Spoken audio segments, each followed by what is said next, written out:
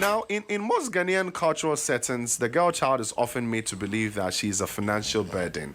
What are your thoughts on this, and how can we change this mindset to ensure that the girl child is continuously empowered?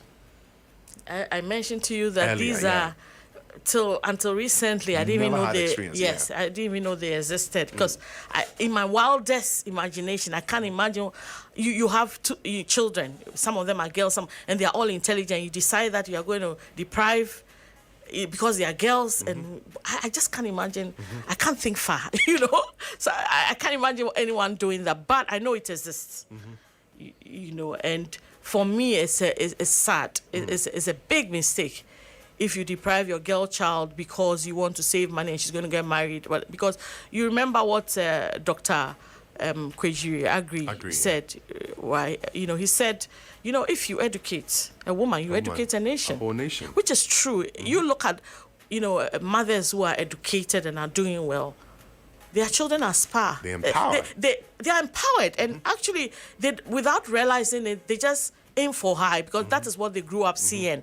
And my mother, used to be the MD of this. It's normal. My mother is a writer.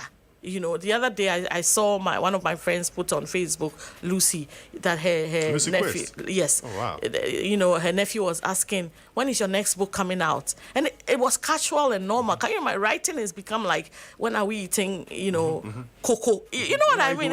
When are you going to shop? It's so like normal. When are you writing your next book? For children to grow in an environment where writing is normal, writing a book is like really normal. It takes a woman getting there, yes, to bring a whole nation, if you like, along. So I can't, for anyone who is doing that, really you are depriving the nation, the whole nation, of the building materials that it needs for development. Because we are more than, mind you, women are more than 50%, or 51%, etc. So can you imagine 51% of the population not having, equal? You're depriving the whole opportunity. Generation, Yes. And the next one to come. And the next, you are depriving generations. Actually, posterity will hold you accountable. Exactly. I mean, it's one of those things that when you will be judged. I mean, let me not get into this. God. I think I need to stop, because actually you are doing so much harm. I think, Ganj, you should give me the sound bite from Prophet Odro. God will judge you. Points like this, we could have just played it and we just sounded off. God. This is YFM.